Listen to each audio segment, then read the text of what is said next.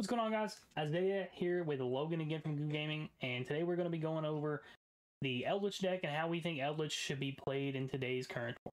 We think that Eldlich should be played a lot differently than a lot of people are playing the deck. A lot of people are going in like DPE routes and like Cyburst routes with the Brave engine and all those different things. And we believe that a lot of those cards just play into your opponent's hand traps and play into a lot of the hate cards that people are already playing. Starting off with the Eldlich cards, we have 2 Golden Lord, 3 Cursed Eldlin, 3 Conquistador, 3 Elixir, and 2 Aquero. A lot of people play 2 Cursed Eldlin. I don't think that's... I definitely think you should be playing 3 of this card. I think you have to play all of these. The only difference is you could play maybe a Black Awakening or the other thing, the White Elixir or whatever it's called. I don't know the name of the card. But I think a lot of those cards are just not great at most points of the game, and the fact that we're only playing 2 Golden Lord, those cards don't really come up as much. You can also play the Counter Trap, but I don't like the Counter Trap. It's only good if you're already playing, and we're trying to just have floodgates, so. Moving on to our Dragoon engine. We're playing the Redeyes White Dragon and the Dark Magician, the Bricks, the 3 Redeyes Fusion, and we are playing 3 Redeyes Insight and the Redeyes Wire. If you don't know, the reason we play this is because Redeyes Insight just searches Redeyes Fusion, and then you can reborn your Dragoon if it does get destroyed with Wyvern on the next turn. Dragoon is just superior to DPE right now in Eldlich if you're trying to play it this way, mainly because this format's not very well equipped to actually deal with Dragoon. A lot of decks, their only outs are Access Code and Droplet. And if you have that backed up with a Floodgate, it's very, very hard to out. Not only that, but game 2 and 3, Dragoon just protects your back row against evenly matched Lightning Storm, Harpy's Feather Duster, Twin Twister, these types of cards, as well as being a very powerful going second tool. Yeah, in this deck, I just feel like Dragoon is infinitely better than DPE. Like, yeah, DPE, the bricks are not as bad. Drawing 2 is always good, and DPE just coming back every turn is really strong. But, like you said, Dragoon protecting your floodgates, and we're playing Floodgate dot deck, is just really, really powerful. And it's already hard to play through a lot of these floodgates on top of the Dragoon every game is really, really hard. The only pot we were playing is Prosperity. It's just another way to find your Dragoon engine. If you already have your Dragoon engine, you can search for the 1 floodgate you need. You don't want to just randomly draw 2 cards. I think it's just probably the best pot for the deck. Yeah, it allows you to dig 6 cards deep into your deck, allowing you to either look for whatever part of your deck you need. If you need Eldlich cards, helps you look for that, helps you look for the Redeyes, or it helps you look for the floodgates. And that's all we're trying to do. Alright, for our first floodgate, we are playing a 3 Gozen match. Yeah, Gozen match is just really powerful since everyone's playing Brave. That's just the big thing. Yeah, Gozen match is very hard to play around. Same thing with Rivalry. Both of these cards are really strong in this format. Also, I think there's something to note. We are playing such a high number of floodgates. Because if you draw any 2 floodgates together, a lot of the time, most decks only put out 1 Omni Negate. And if you can just bait out that Omni Negate, or if you can just have 2 floodgates, and one of them resolves, you're probably wiping your opponent's board. Obviously, we're playing 3 Skill Drain. I just feel like this card's insane. This card's really insane in this deck. It's really good this format. It should not have came at 3, but it's here, so we're definitely going to be playing 3 of this card. Yeah, I also think that's another reason why, like, you should look more towards a deck like this instead of playing Brave, because stuff with the Brave, like, it's kind of hard to, like, warrant playing Skill Drain with the Brave package, because you're kind of losing, like, the point of the Brave package. We're playing Solemn Strike. Just all around really strong card.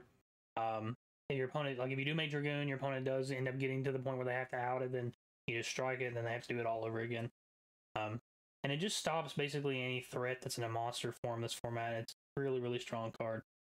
It's also good to draw with any of your floodgates. Like, if you draw it plus Skill Drain, or it plus Rivalry, or it plus Gozen, or it plus TC-Boo, you can out multiple cards in your opponent's boards because they go to Omni Negate, you just strike, they can't negate anything else. The last floodgate we're playing, there can be only 1. This card's been really strong for a while, and it's still, really, really strong in this format.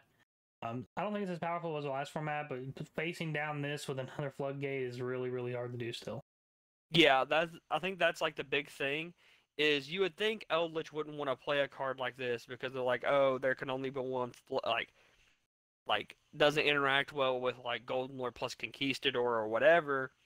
But if you have there can only be one plus another Floodgate, and you just have a Golden Lord on board or a Dragoon, like they're just losing the game. Like it's just not even close. Torrential Tribute is our last card in our deck. I think this card's insane. This card is really good this format, and especially if you're just summoning Dragoon, this card doesn't do anything Dragoon. It's really, really powerful with it. Yeah, it also, again, works really well with Dragoon. And if you notice, like all of our trap cards, even Skill Drain, all of our trap cards that we're playing are good going first and second. And I think that's the key to a deck like this. All right, moving on to our extra deck. Obviously, we're playing the Dragoon. You don't really need to. Like I was saying, if you summon the Dragoon, you got it backed up by your Floodgates and everything. You should already be winning the game. And if for any reason it does go to the grave, you have your Eldlich Cards to play, and you can even bring it back with the Wyvern.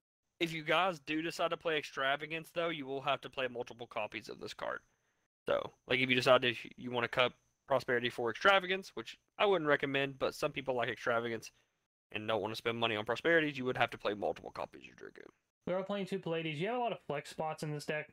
We're stuck between Pallades and another Link Monster, but we feel like Pallades will probably come up more often than the BLS Link Monsters, what we were looking at. If you do want to cut this and play the Link Monster with BLS, it's okay. We just feel like Pallades will come up in the meta more often. Yeah, a lot of this extra deck is just kind of Toolbox. You might make once a tournament. Like yeah, you're not gonna go into extra much, but most of it's just toolbox. Like your Zeus, your Gustav, and your Juggernaut. Tyrus is really cool.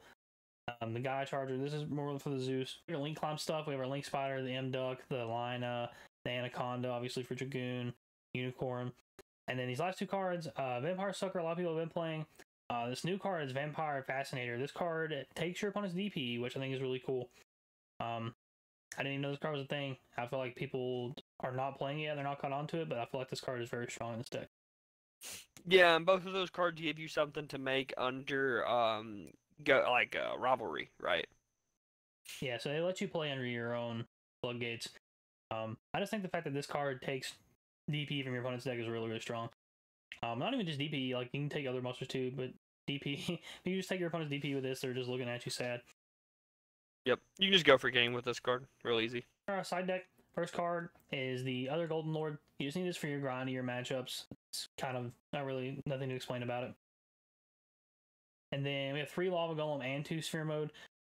You don't really care about your normal summon in this deck, and Sphere Mode on your opponent's board and Lava Golem on your opponent's board is really strong. You can do this and then make Dragoon and then, hit them for a bunch of damage. So the only thing that sucks is you can't activate Redeyes Fusion the turn you do these cards, but like if you're out of your opponent's entire board, you can find a way to maybe make Anaconda or just set up Dragoon for the next turn because you did out their entire board, just set your trap cards.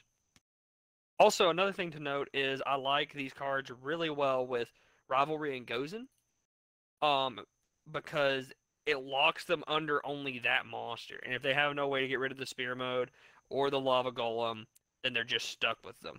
We decided not to play the Lord of the Heavenly Prison. We feel like Dragoon is just enough. Like it kind of does the same thing. Dragoon is just more powerful and it's harder to play around. We already have Dragoon to stop like the Lightning Storms, the Harpy's Feather Dusters, the Twin Twisters. Not really a reason to play Lord. If you guys like Lord, you can definitely play it, but I prefer a card like our next card, which is Solemn Judgment. I think it's just a little bit better because if you're not stopping those cards, at least it can stop a summon. Yeah, Judgment is just.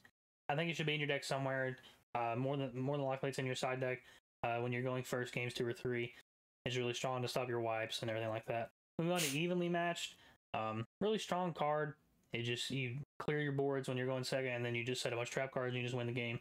Yep, it's just super strong against like the Mirror and like Prank Kids and even like PK. It's really good against PK as well because like their board doesn't really usually like you can usually bait out their Omni Negate and then just straight evenly match them for a lot of their resources. Our last card in our side deck is Summon Limit. We decided to play this card. This card backed with Dragoon or Dragoon backed with Summon Limit is really strong because your opponent's more than likely going to try to commit everything they have to outing the Dragoon, and then once they do get to a certain point, you just Summon Limit them and they're stuck. Especially with PK, like they're starting to Link Climb into an out for Dragoon, and then you Summon Limit them and they just look at you and they lose. Especially if you have other Floodgates with it, it's really hard to out. Yeah, and if you notice, another reason why we played Summon Limit is because some of the floodgates may not be as strong against certain matchups. Like if you play against, like for example, Prank Kids, there can only be one. It's not that great, but Summon Limit's very strong against Prank Kids. So there's like it's another floodgate that you could swap in and out against most decks going first, and it'll be really strong. Our other option for Summon Limit was Anti-Spell. I think Summon Limit is more defined for the meta, but like in your area, if you have a lot of people playing Striker or other decks that play a lot of spell cards, you could definitely swap these out for Anti-Spell. Alright guys, so that's our take on how we think Eldlich should be played in this format. A lot of people are moving to this combo version of Eldlich, and deck's cool, deck's fun. I just feel like this is the more strong version of Eldlich to play in this format. Shout out to Dylan Fox for the deck theory. He's an Eldlich master. And I hope you guys have a wonderful day. Thanks for watching the video. Peace. Hey guys, thanks for watching our video. If you like what you saw, make sure you check out our most recent video here and our most recent vlog here. We appreciate your feedback. Make sure you like, comment, subscribe, and share. We hope you guys have a wonderful day. Peace.